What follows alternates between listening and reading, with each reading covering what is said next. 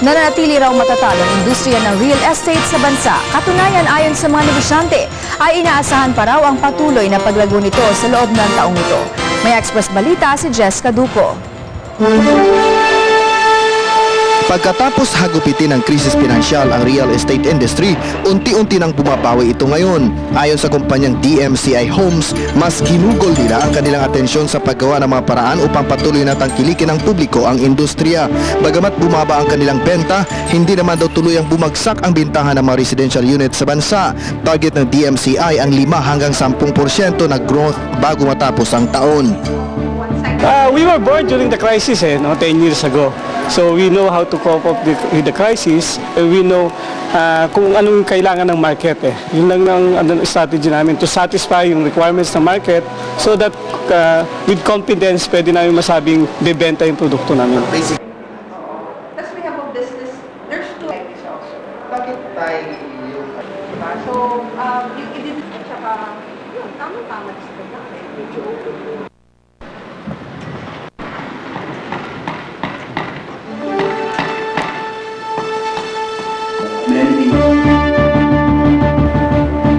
At susubukan po nating balikan ang report na yan ni Jessica Duco sa kabuuan ng Express Balita.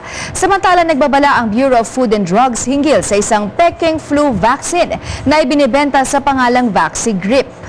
May report umano kasi nakakarating sa BFAD na tubig lamang ang laman ng mga ito.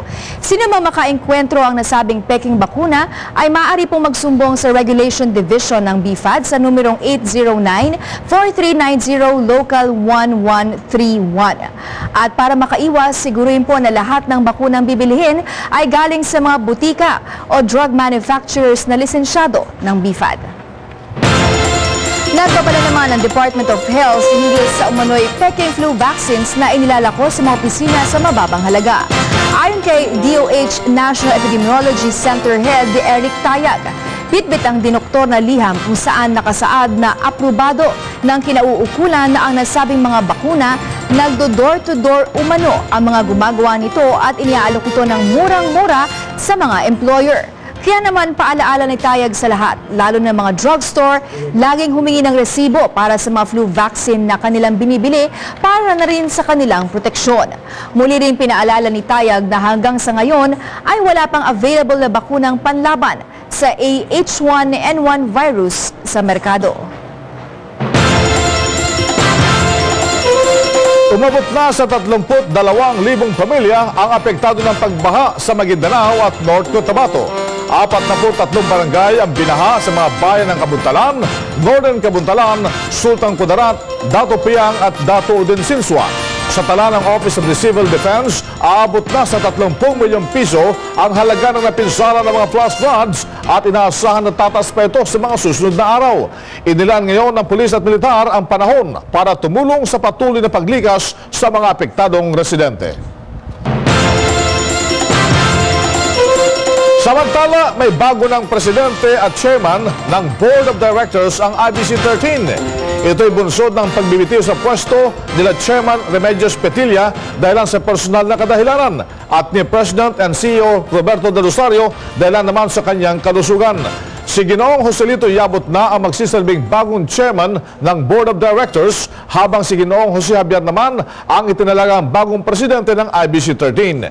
Pero magsisilbi pa rin miyembro ng Directors Board si Ginoong Del Rosario, bunsod ng atas ni Pangulong Arroyo.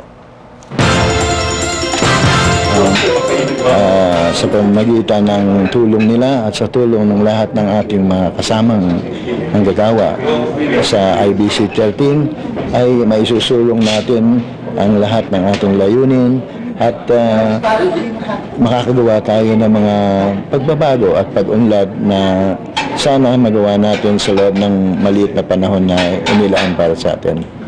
Ang pinaka-importante isa puso namin uli na our role here is to be the stewards of the company at pangalagaan ang halaga ng kumpanya at pangalagaan din ng mga empleyado.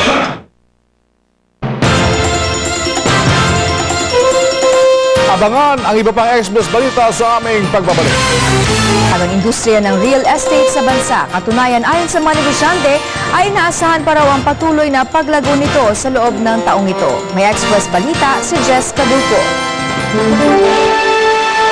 Pagkatapos hagpitin ng krisis pinansyal ang real estate industry, unti-unti nang bumabawi ito ngayon. Ayon sa kumpanyang DMCI Homes, mas ginugol nila ang kanilang atensyon sa paggawa ng mga paraan upang patuloy na tangkilikin ng publiko ang industriya. Bagamat bumaba ang kanilang benta, hindi naman daw tuluyang bumagsak ang bintahan ng mga residential units sa bansa.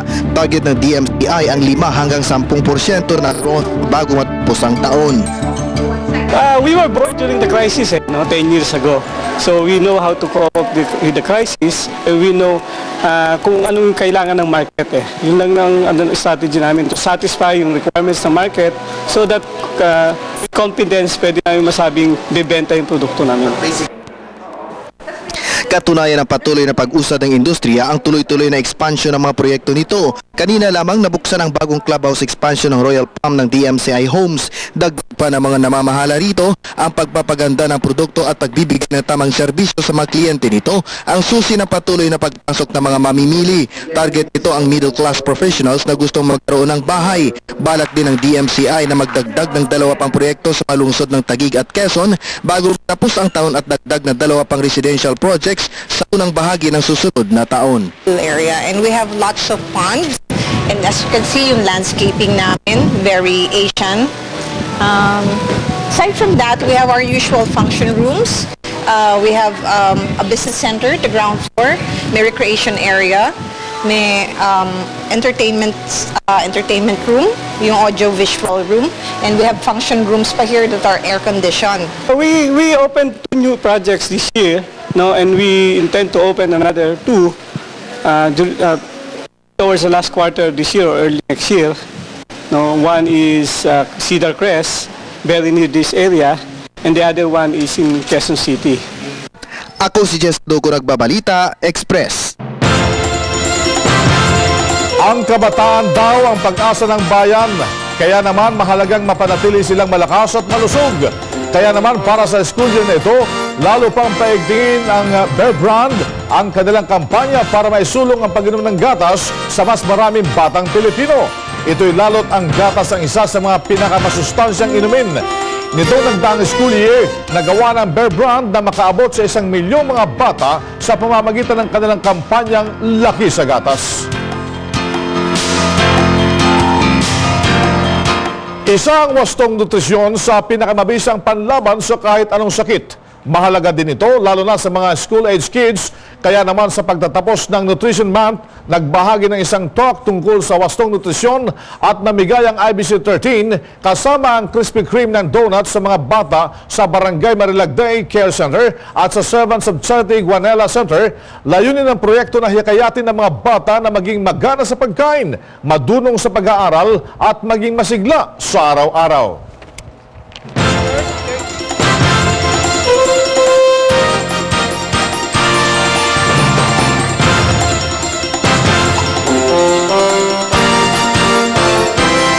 Public service announcer po para sa lahat ng alumni ng University of Santo Tomas Education High School. Magkakaroon kayo ng selebrasyon sa Agosto 1. Ito po ang ika-59 na taong anibersaryo ng pagkakatatag ng inyong paaralan. May tema itong Walk with History, Balik UST. Para sa inyong mga katanungan, makipag-ugnayan lamang kay John Simon sa numerong 0917-851-6009.